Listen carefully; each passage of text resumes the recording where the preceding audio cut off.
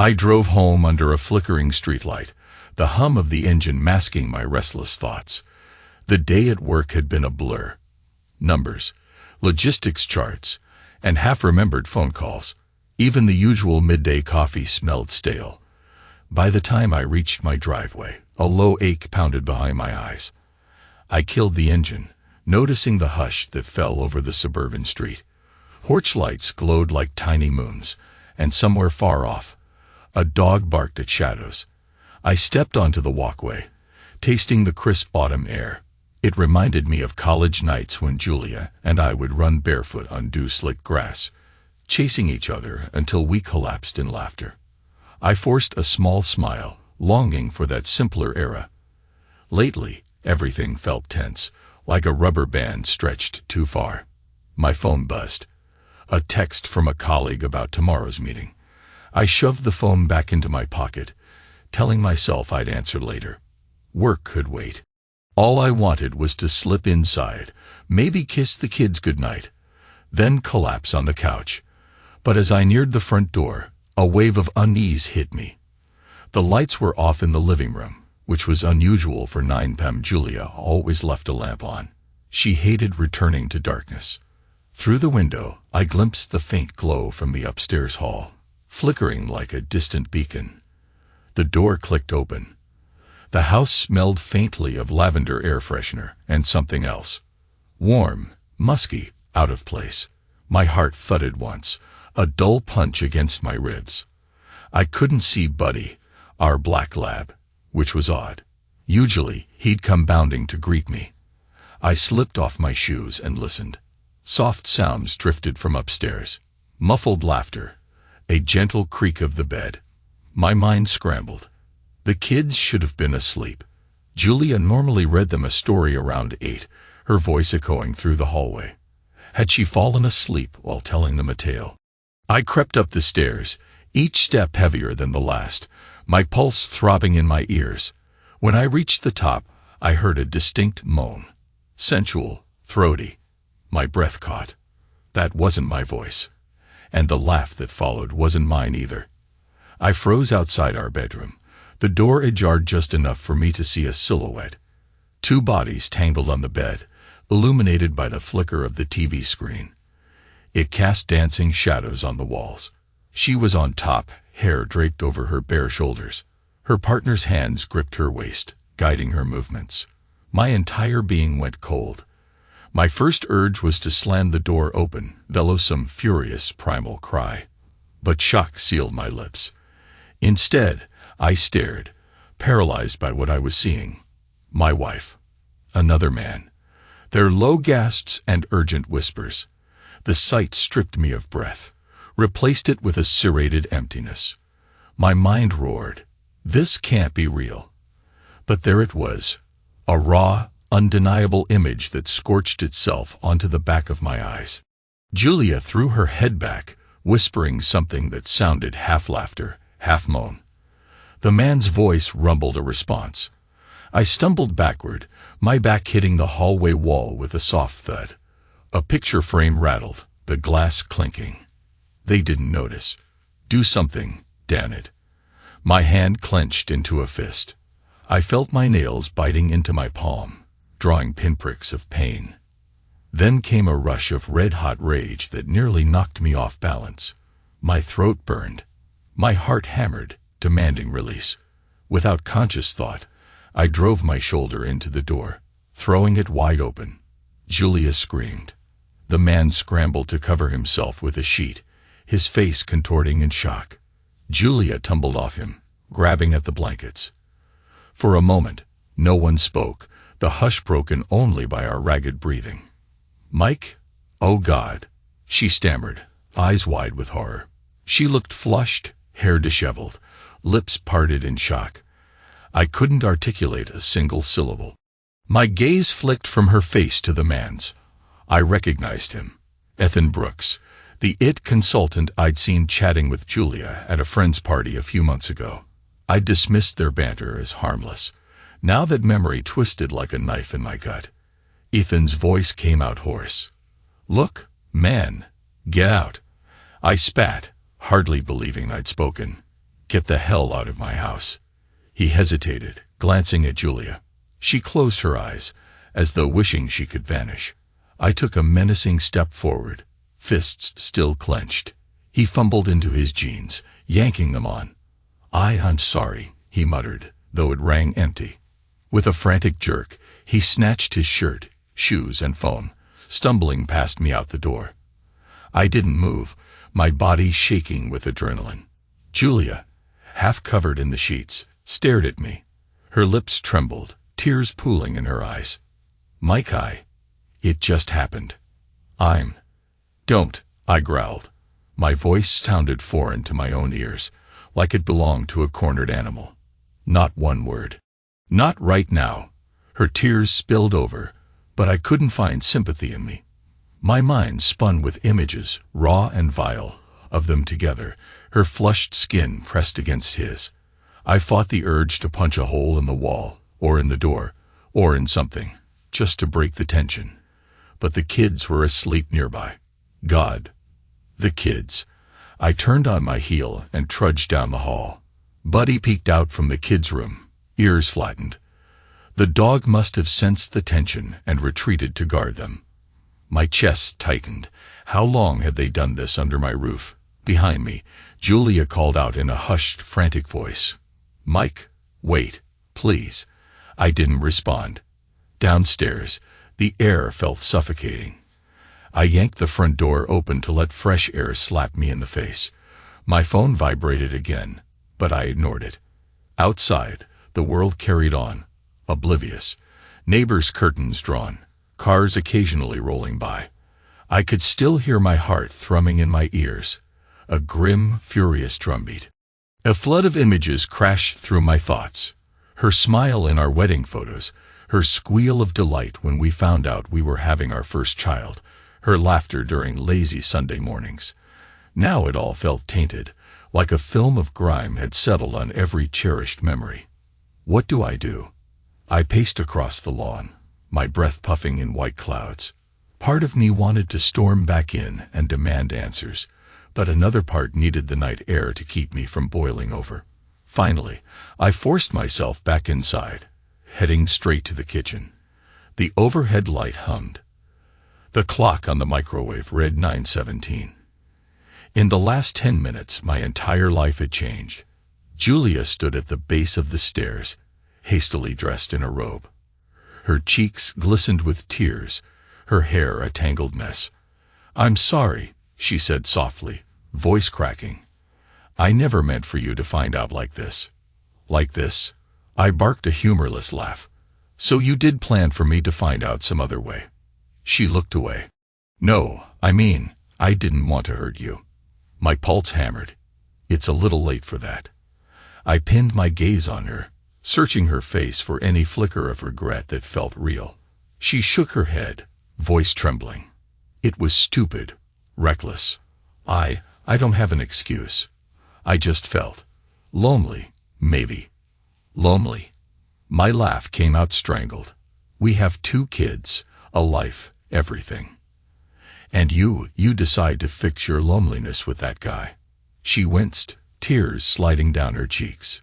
Mike, please, let's not wake the kids. She was right. As furious as I was, I couldn't drag the kids into this scene. They were upstairs, blissfully unaware of their mother's betrayal. My fists relaxed a fraction. In a clipped whisper, I asked, how long? A few months. Those words sucked the oxygen out of my lungs. I gripped the edge of the kitchen counter, knuckles white. My voice dropped to a brittle hush. Months, and you let him into our bedroom. She nodded, tears dripping onto her robe. I braced myself, trying to tamp down the wave of nausea. In our bed. My bed. For an instant, I thought of flinging every dish from the shelves, just to vent the rage swirling in me. But the walls felt too thin.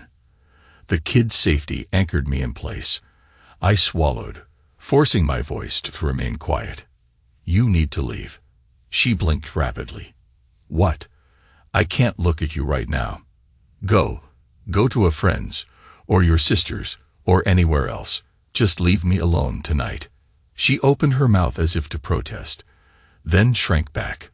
Okay, I'll pack a bag. I nodded, blinking away the sting of tears I refused to shed in front of her. Do it quickly, before I change my mind. She vanished upstairs. I heard drawers sliding open, the rustle of clothes. My heart crashed in my chest. Part of me wanted to beg her to stay so I could scream at her all night. Another part wanted her gone, as if her absence could erase this monstrous betrayal. A few minutes later, she descended in silence, a small duffel bag slung over her shoulder, phone clutched in her hand. Her eyes pleaded with me for some sign of mercy, but I stared at the floor. She paused in the doorway, lips trembling. I'm sorry, she whispered. I stared at the old wooden floorboards, focusing on a scuff mark near the door. Just go, I muttered. She slipped out. The door shut with a soft click. I stood there, numb. The hush of the house pressed against my ears until I realized I could hear my own ragged breathing. An hour later, I found myself sitting at the kitchen table, an untouched glass of water in front of me. My phone lay face up, the screen's faint glow mocking me with missed calls and messages from Julia. The overhead light buzzed, a dull static that refused to let me rest. Buddy approached, tail tucked, and nudged my leg. He sensed my anguish, but what comfort could I offer him? The entire house felt foreign, as though I'd stepped into a nightmare version of my life. I picked up the phone. One voicemail from Julia, half sobbing, apologized again, begged me to talk. Another text from her. I love you. Please, can we fix this? I powered the phone off. Sleep wouldn't come easily, but I needed to try.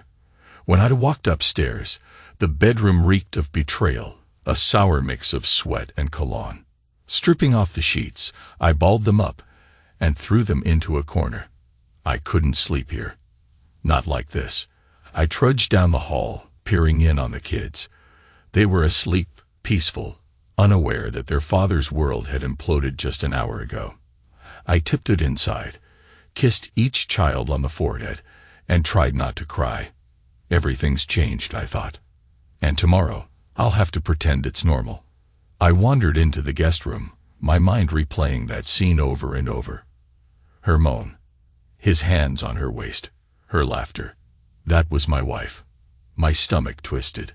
I sagged onto the spare bed, fully clothed. Rage and sorrow tangled inside me, refusing to let go. Eventually, exhaustion dragged me under. In my dream, I saw them again. Dark silhouettes against the glow of a flickering TV. This time, she turned and looked straight at me. Why weren't you there for me? She asked in a voice that felt too real, slicing my heart anew. The next morning, I awoke with a stiff neck, my body still wrung out from the night's revelations. My mouth tasted bitter, and my head pounded. I checked the time. 6:30 a.m. The kids would be up soon, expecting breakfast, a routine that must continue no matter what. My marriage might be shattering, but real life had no pause button. I peeled myself off the bed, staring at the mirror on the opposite wall. My reflection looked hollow, eyes ringed with exhaustion. I splashed water on my face, bracing for the day. I refused to call in sick. Work was my only excuse to keep moving, to avoid the swirl of questions I couldn't yet handle. As I made scrambled eggs for the kids, mechanically cracking shells, whisking them, my son wandered in, rubbing his eyes. "Where's Mom?" he asked, voice thick with sleep. My throat tightened. She had to leave early to help a friend. A half-truth. But I couldn't say, "Mommy betrayed us." Not when they were still so innocent. He accepted the answer with a shrug, plopping down at the table. My daughter joined, yawning. I served them, forcing a tight smile. They deserve normalcy, I told myself, even if that normalcy was a lie. At work, I buried myself in spreadsheets, emails, phone calls. During lunch, I drove to a nearby park, sat in my car, and wrestled with the surge of anger coursing through me. Thoughts battered my mind. How could Julia do this? Who was I now? Did she ever really love me? The day blurred, each hour trudging by. Once I returned home, the silence felt ominous. Julia hadn't come back. No note. Just an empty living room and two kids who peppered me with questions about their mom. I repeated my friend-helping lie, guilt chewing at me. That evening, after the kids fell asleep, I finally turned my phone back on. A missed call from my mother, Eleanor. My jaw tightened. How would I explain this to her? How would I even begin to say, "Mom, my wife cheated on me. My life's undone"? I stared at her number, uncertain, then dialed. She answered on the first ring. "Michael, is everything okay? You sound off." My voice wavered. I told her, in halting fragments, what happened. She exhaled sharply, then asked, "Well, how are you?" I almost laughed at the question. How was I supposed to be? "I'm furious," I admitted, "and confused. And I can't believe this, Mom." A heavy pause. "Neither can I," she said, though her tone sounded measured. "But you have to stay calm. Think of the children." Her emphasis on the kids ignited a new wave of pain. I pictured them again, so small, so trusting. Was everything about our family a lie? "Julia wants to talk," I muttered, my voice flat. "I told her to leave. I can't look at her right now." Eleanor sighed. "Maybe that's best for the moment." We ended the call soon after. Sleep came in broken pieces that night, haunted by nightmares of Ethan's grin, Julia's moan. My chest felt hollow, as if I'd lost something irretrievable. And that was just the beginning. I woke the next morning with a knotted stomach. My eyes burned from lack of sleep, but the kids needed lunches packed and rides to school. Routine felt like a shield, something to cling to in a world turned upside down. As I closed the door behind the kids, I heard the beep of the security system echo in the quiet hallway. My gaze landed on the spot near the living room couch where Julia and I used to cuddle. I shoved away the memory and grabbed my keys. At work, I managed a hollow cheerfulness in front of my colleagues. The moment I had privacy, however, I found myself scrolling through old photos on my phone. Pictures of Julia laughing at the beach, the kids building sandcastles. Each image cut deeper. "She lied," whispered a voice in my head. "And you believed everything." I tried ignoring her texts, but by lunch I broke down and opened them. "I'm so sorry. Can we talk? I need to see you, even just to explain. I know I messed up, but I love you and the kids." The bitterness in my chest flared. "You love me, and yet you did that." I typed a curt reply. "Not ready to talk. Need space." The phone stayed silent for half an hour. Then it vibrated with a new message. "I understand. I'll give you time." That evening, I sat at the table, bills spread out in front of me, half-heartedly crossing out items in the budget. The house phone rang. Checking the caller ID, I recognized my mother's number. Girding myself, I picked up. Her tone was soft but direct. "Michael," I spoke to Julia. My grip tightened around the receiver. "You did what?" She called me. She was distraught. I wanted to hear her side. My temper spiked. "Since when do you hear her side? She betrayed your son." Eleanor's voice remained calm. "I'm not excusing what she did, but I asked her how she's feeling because I'm worried about you both, and especially the kids." Anger roiled in my gut. I squeezed my eyes shut, trying to stay civil. "Mom, she doesn't deserve your concern." "Michael," she said gently, "you have 2 children together.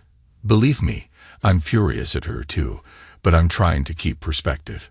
This is complicated." Her words grated on me like rough sandpaper.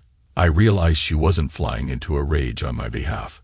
Instead, she was calm. Almost too calm. It felt like a betrayal, as if she were taking sides. "Why aren't you outraged?" I wanted to yell, but the words lodged in my throat. Over the next few days, the kids kept asking about Julia, and I scrambled for plausible excuses. I learned that she was staying at a friend's apartment, apparently trying to sort herself out. Late one night, After the children were asleep, I rummaged through the bedroom. I needed to find any shred of evidence about how long this affair had gone on. Had she left me any clues, any sign that I'd been a blind fool? In her nightstand drawer, I found a small audio recorder, one I didn't recognize. My mind churned with suspicion. Why would Julia keep something like this hidden? I hit play. Static, then faint voices.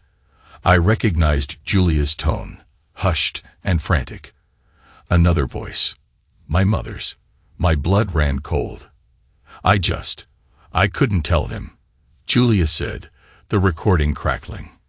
He was drinking so much back then, and I felt alone. And then Ethan, my mother's voice cut in, calmly. You did what you felt you had to. But remember, if these children aren't Michael's, you have to face that truth at some point. Children, not mine. My hands trembled, the recorder slipping slightly. Julia let out a shaky breath on the recording. I never planned it. It happened during that bad spell, when Mike lost control and started passing out on the couch every night. I don't know for sure who the father is. I see, my mother said quietly. You know Michael. He won't take this well. But if you believe it's best for your sanity, you should keep it hidden. Tears stung my eyes. My own mother, advising my wife to keep secrets. The conversation ended with some rustling and a click. The silence that followed felt heavier than any sound. I slammed the recorder onto the bed, heart hammering. My mother knew. My wife lied. And the kids, a wave of anguish crashed over me. Are they mine or not? A sickening flash of memory. The times I drank too much beer after stressful days, how I passed out early, how Julia's eyes glistened with hurt. But to cheat on me. Then to hide the children's paternity. Our children's paternity. And my mother accepted it, or at least didn't confront her. Rage, betrayal, heartbreak all tangled. I had no idea how to handle this new revelation. I felt the desperate urge to break something, to rage at the injustice. But the kids were sleeping a few doors down. Instead, I let the tears come, silent, hot trails of anger and sorrow. She took advantage of my weakness to find comfort with someone else. Worse still, my mother's voice echoed in my ears, cool and composed. When I finally confronted my mother on the phone the following day, my words came out choked. You knew about the kids, about her affair. And you didn't tell me. She sighed. Michael, I had suspicions. Julia confided in me. I kept hoping she'd resolve it, that it wouldn't matter if you loved them as your own. I nearly crushed the phone. So you think it doesn't matter that they might not be mine, biologically? You think I don't have a right to know? She inhaled sharply. I'm sorry.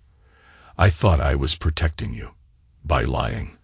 I spat, hardly believing the words I heard in my own voice. That's not protecting me, Mom. That's humiliating me. We ended the call on a bitter note. I stared at my reflection in the hallway mirror, feeling more alone than ever. The next few days, anguish turned to fury. I cycled between heartbreak over Julia's betrayal and an icy determination to confront her. But every time I looked at the kids, my anger softened into confusion. I loved them. I'd raised them. Biology or not, they were mine in every way that mattered. Or so I told myself. But the humiliation burned. I wanted revenge, something to tear Julia's life apart the way she'd done to mine. And Ethan, I seethed. He won't get off scot-free. She texted me again. We need to talk about the children. Damn right we did. I asked her to come by one evening, not to stay, but to talk after the kids were asleep. She showed up, eyes red, posture wilted. We sat at the kitchen table. No friendly glances, no comfortable small talk. Just tension. I placed the audio recorder on the table. Found this. Her eyes widened, flicking up to meet mine. Mike, you told my mother our kids might not be mine. She swallowed, blinking back tears. I didn't know how to tell you. It's complicated. Complicated. I hissed. It's a damn nuclear bomb you dropped on my life. Are they mine or not? She trembled, tears sliding down her cheeks. Our daughter is definitely yours. But with our son, I'm not 100% sure. It happened around that time. My chest tightened, an ache so deep I thought I might collapse. So you've known for years that he might not be mine. Her sob turned into a wheeze. I tried to bury the guilt. You were trying so hard to fix your life, to stop drinking. I didn't want to break you even more. I slammed my fist on the table, rattling the glasses. You think this doesn't break me? She sobbed openly now, but I stared at her with unblinking anger. I'm sorry, she whispered. Get out, I said, my voice cracking. I'll handle the kids. We'll figure out legal steps. But I'm done. She froze, tears streaking her face. I felt a twisted satisfaction at the sight of her despair, like it was a fraction of what she had inflicted on me. Without a word, she left, leaving me alone in a house that felt colder than winter. Days blurred into a whirlwind of phone calls, swirling emotions, and sleepless nights. My mother tried to intervene, urging me to see reason. Her calmness grated on me more every day. Julia sent repeated messages, desperate to talk about us. But there was no us. Not anymore. One evening, I found myself in a dingy bar on the outskirts of town, ironically the same place I used to drown my worries years ago. I stared at a half-finished glass of whiskey. The bitter taste clung to my tongue, a venomous comfort. You're repeating the old pattern, a voice inside me warned. But I couldn't push away the memory of Julia's moan in someone else's arms, or the knowledge that my own mother condoned the lie about our children's paternity. My phone vibrated. Ethan's name glowed on the screen. The nerve of that bastard to call me. My throat tightened, but I answered, stepping outside into the chilly air. What do you want? I growled. A hesitant pause, then Ethan spoke, his voice low. Look, man, I'm sorry. I never meant for things to go this far. I let out a hollow laugh. You slept with my wife for months. What did you think would happen? He exhaled audibly. I know. I messed up. She told me you two were basically done. She was lonely. It was a mistake. Rage flared. A mistake is a spilled coffee, Brooks. This was a choice. Repeated. Don't feed me that nonsense. He hesitated. I called because I want to clear the air. I don't want any trouble. Trouble. My grip on the phone tightened. You destroyed my life. Or do you think it's no big deal? Okay, he sputtered. Look, if there's something I can do. You can vanish. Stay away from her. From me, from my kids, or so help me God. All right. He cut in. I'll keep my distance, I promise. I ended the call, heart pounding. My phone buzzed again. This time a text from my mother. We need to talk. Please come by tomorrow. I almost hurled the device into the street. Instead, I stuffed it into my pocket and returned to the bar. I stared at the whiskey, the reflection of the neon signs dancing in the amber liquid. Revenge, a savage voice said. Make them pay. The next day I pulled up to my mother's small house, where I'd spent much of my childhood. Memories of my father flashed. Dad grilling in the backyard, Mom laughing at some old sitcom. Now everything felt tainted. She opened the door before I knocked. Thank you for coming, Michael, she said quietly. I stepped inside, arms crossed. This better be good. We settled in the living room, the old couch creaking. She offered me coffee, which I refused. For a moment, we just sat, mother and son, two sets of weary eyes locked in a silent standoff. Julia called me, she finally said. She's worried you're going to do something drastic. I gave a bitter snort. Worried about me, or about her own hide. She's scared you'll try to take the kids away permanently, or that you'll ruin her life. I let out a slow, ragged breath. Maybe I will. Why not?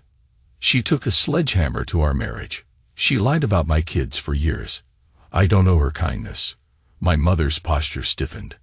Michael, I understand your rage. But revenge only breeds more pain. I glared at her, feeling that old anger spark.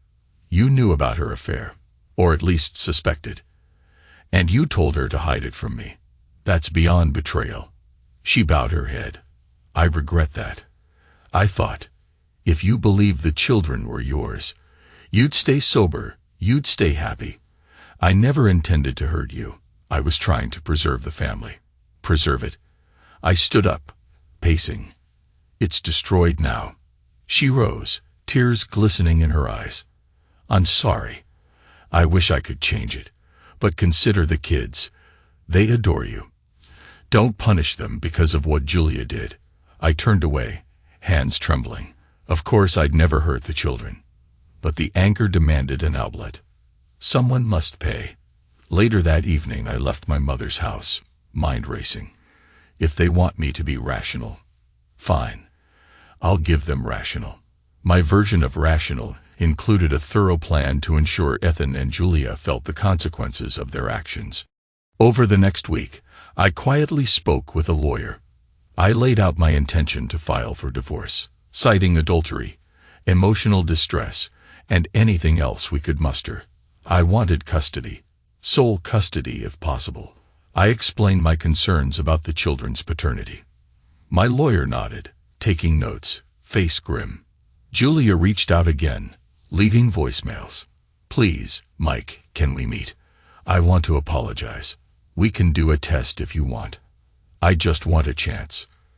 I ignored them. My heartbreak was overshadowed by cold fury. My plan was simple. Serve her with divorce papers, and, if the results proved one child wasn't biologically mine, sue for emotional damages or press for spousal support. Anything to unmoor her. Ethan. He had a reputation to maintain among his clients. I considered revealing his affair with a married client on social media, maybe contacting his biggest contract leads. A quiet email exposing his lack of ethics could sink him. Is that too far? I wondered. Then I pictured him in my bed with Julia. The memory hardened my resolve. The confrontation Julia, and I eventually agreed to meet in a public park, neutral territory. The kids were with my mother for the afternoon. As soon as Julia saw me, she tried to hug me, tears in her eyes. I stiffened, stepping back. She let her arms fall. I'm so sorry, she murmured. I regret everything. I still love you, Mike, I do. Don't say that, I snapped. You loved me so much you slept with Ethan for months, lied about our son, and turned my own mother into an accomplice. She pressed her lips together, tears streaming. I was desperate. You were drunk all the time. I felt alone. That's no excuse, I know. But it happened, and I'm trying to make it right. Make it right. My voice rose. A jogger passed by, eyeing us warily. I forced my volume lower. You want to make it right? Then sign the divorce papers. Accept my conditions. I want full custody. Her eyes widened in horror. You can't. That's not fair. Fair. I let out a short bark of laughter. Where was fair when you invited Ethan into my home? She shook her head. Don't punish the kids. They need their mother. Anger pulsed in my temples. I bit my lip, remembering the kids' bright faces. We'll figure that out in court. She sobbed, voice cracking. Mike, please. I was wrong, but I love them. I love you. I just stared, my heart a stone. I have no love left for you, Julia. I turned on my heel and left her standing there, tears shining in the autumn sun. That night, alone in the darkness of my living room, I waited until the kids were asleep. Then I typed an anonymous email to one of Ethan's top clients, attaching photos I'd taken of his truck outside my house on multiple nights. I added a short note hinting at unethical conduct, personal entanglements, and non-professional behavior. My finger hovered over send. My pulse pounded. He deserves this. With one click, I sealed his fate. I sank back into the couch, adrenaline coursing through me.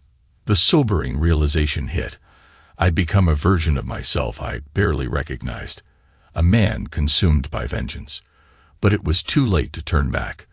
A cold hush settled over the house as autumn gave way to early winter. Yellow leaves littered the yard, a testament to passing time.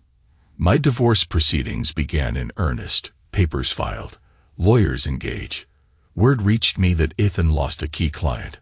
A hush-hush scandal about unethical personal relationships swirling through rumor mills. One piece of revenge down. Julia tried to salvage whatever she could, sending me tearful messages, and at times, harsh ones. "You're destroying me." One text read. "Why can't you just let me apologize and move on?" Another. "The kids miss me. Don't make them suffer." I kept all communication through my lawyer, except for logistics about the children. We set up a temporary schedule. I had them on weekdays. She took them on weekends. But if she imagined an amicable arrangement, she was mistaken. I insisted on random paternity tests, though part of me dreaded the results. The day of the test, we scheduled it quietly. Julia showed up at the clinic in a puffy coat, eyes bloodshot. Our son clung to her leg. Our daughter looked confused. I forced a tight, polite smile, guiding them through the process. I felt like a stranger in my own family. After swabs and signatures, Julia pulled me aside. "This is humiliating," she whispered. I met her gaze. "You've humiliated me first." She had no retort. She just lowered her eyes, tears threatening to spill. 2 weeks later, the test results arrived in a sealed envelope. My palms sweated as I sliced it open. My vision blurred when I read the lines. Daughter, 99.99% probability of paternity. Son, less than 1% probability of paternity. I sank into a kitchen chair. The reality, spelled out in black and white, crushed my lungs. The sweet little boy who made me Happy Father's Day cards with blue crayon. Biologically, he wasn't mine. And yet, everything else about him was mine. My love, my memories, my guidance, all the bedtime stories, the piggyback rides. The tears wiped away. Tears dripped onto the paper as I folded it. Pain carved a hollow space in my chest. I thought I'd prepared for this. I hadn't. I told no one about the results at first, not even my mother. In my lawsuit for divorce, I quietly included the paternity test. My lawyer recommended the formal process of disclaiming paternal responsibility for our son if I chose. But the thought of discarding him, treating him as not mine, tore at my heart. A final confrontation, Julia demanded to meet again, and this time, I agreed, only because the kids deserved some clarity. She arrived at the same suburban cafe, where we'd once joked about future vacations. Now her eyes darted around, anxious. She leaned forward, voice trembling. The lawyer showed me the test results. I don't know how to handle this. I stared at my coffee, swirling the mug. My appetite was non-existent. Handle it by recognizing what you did. You deceived me for years. Her breath hitched. But you love him. Please don't shut him out. He sees you as his father. My throat tightened. Of course he does. And I love him too. But thanks to you, his world is about to be shattered. How do I even explain that I'm not his real dad? She covered her face, shoulders shaking with sobs. I felt a flicker of pity, quickly smothered by the memory of her betrayal. "I'm sorry," she choked out. "I was afraid you'd hate him if you knew. That you'd walk away. And here we are," I said, my tone flat. "I'm divorcing you, not him. If he wants me in his life, I'll be there. But you, I can't forgive." Her tears flowed freely, drawing looks from nearby patrons. She fumbled for tissues. "I understand," she whispered. "Just, please don't take my kids away." I glared at her. "Don't worry. I won't be as cruel to you as you were to me. We'll figure out shared custody, but our marriage is over. And so is any illusion that I owe you kindness." Her lip trembled. She nodded. We sat there in silence, two strangers with a mountain of memories and heartbreak between us. The divorce a few tense weeks later, we made it to a settlement. Legally, I could have disowned my son, but I refused. My conditions were severe. We would share custody, but I refused spousal support, demanded child support for my daughter, and set up a trust for my son if a future DNA test connected Ethan. The court recognized the complexity, especially since I'd raised the boy from birth, and the final arrangement gave me primary custody. Julia moved into a small rental home across town. Revenge completed. Ethan's business took a hit from that anonymous tip. Word spread, and he lost multiple contracts. Julia tried to distance herself from him, eventually cutting him off entirely. I heard rumors he struggled financially, forced to pick up short-term gigs wherever he could find them. Part of me felt a cold satisfaction. Another part felt empty, realizing no amount of retribution would erase the sting of betrayal. One afternoon, my mother called, voice timid. "Michael, can we talk, please? I want to see you." My anger toward her still simmered, but I agreed. We met in her kitchen, the same bright curtains from my youth framing the window. She offered me coffee, and I reluctantly accepted. "I know I failed you," she said, tears glinting in her eyes. "I wanted to protect you from your worst habits. When you were drinking heavily, I worried." Then Julia confided her fears, and I thought if I stayed silent, you'd keep your family whole. I exhaled shakily, setting the mug aside. "You broke my trust," I said, voice tight. "But you're still my mother," she sniffled. "I hope one day you can forgive me." I stared at the kitchen tiles. It won't be soon, but maybe eventually. A tense hush settled. Then I left, uncertain if I felt relief or just lingering sadness. Final steps packing up Julia's remaining belongings took hours. I found old photos, birthday cards, souvenirs from our honeymoon. Each item stabbed me with a memory. I shoved them into boxes, taping them shut like sealing a wound. When we officially signed the divorce papers, I felt numb. My lawyer gave me a sympathetic glance. Julia signed with shaking hands, tears tracking down her cheeks. I scrawled my name, finalizing the end of our marriage. Afterward, I trudged to my car, the crisp winter air stinging my face.